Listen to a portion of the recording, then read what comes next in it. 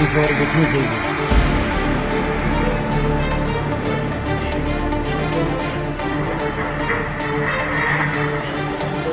ভারতের ইতিহাসে ঘটে গেল স্মরণকালের অন্যতম ভয়াবহ বিমান দুর্ঘটনা। আহমেদাবাদ বিমানবন্দর থেকে টেক অফের পরই লন্ডনগামী এয়ার ইন্ডিয়ার বোয়িং 787 ড্রিমলাইনার বিমানবন্দরের খুব কাছেই ভেঙে পড়ে।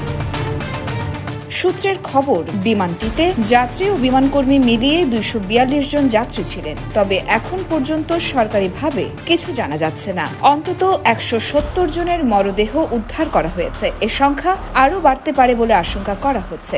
নিহতদের মধ্যে 5 জন মেডিকেল শিক্ষার্থী। সর্বসাকুল্যে হতাহতের ঘটনা 3 শতাধিক ছাড়িয়ে যাবার আশঙ্কা।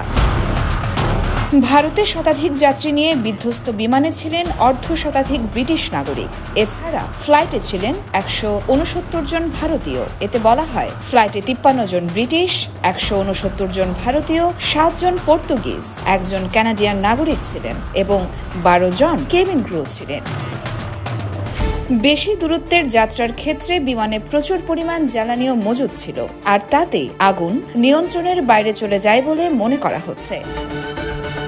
আশপাশের কয়েকটি বাড়িও ক্ষতিগ্রস্ত হয়েছে। পরিস্থিতি সম্পর্কে খোঁজ নিতে গুজরাটের মুখ্যমন্ত্রী ভূপেন্দ্র প্যাটেলের সাথে কথা বলেছেন কেন্দ্রীয় স্বরাষ্ট্রমন্ত্রী অমিত শাহ। এই মুহূর্তে উদ্ধার কার্য পরিচালনা চলছে। মেডিকেল টিম পৌঁছেছে ঘটনাস্থলে। তবে এখনও আগুন পুরোপুরি নিয়ন্ত্রণে আনা সম্ভব হয়নি। জানা গিয়েছে, গুজরাটের প্রাক্তন মুখ্যমন্ত্রী বিজয় রূপানীও ছিলেন এই বিমানে। তিনি 2016 থেকে 2021 সালের মধ্যে মোট 2 মেয়াদে গুজরাটের মুখ্যমন্ত্রীর দায়িত্ব পালন করেছেন। টেক অফের মাত্র 1 মিনিটের মধ্যেই বিমানটি ভেঙে পড়ে এবং সাথে সাথে সেটিতে আগুন লেগে যায়। জানা গেছে, বিমানটি যখন দুর্ঘটনাগ্রস্ত হয় তখন মাটি থেকে উচ্চতা ছিল 625 ফিট। এক্ষেত্রে ডাবল ইঞ্জিন ফেইলিউরের সম্ভাবনাও দেখছেন অনেকেই। বিশেষজ্ঞদের মতে, বিমানটিকে হয়তো নিয়ন্ত্রণ করতে পারেননি পাইলটেরা। ওই উচ্চতা থেকে বিমানটিকে ঘোরানোর কোনো উপায়ই ছিল না, কারণ সামনে ছিল বহুতল ভবন। খোলা মাঠ থাকলে হয়তো অবতরণের চেষ্টা করা যেত বলে মত রয়েছে তাদের। যান্ত্রিক গোলযোগের ওপর গুরুত্ব দিচ্ছেন তারা।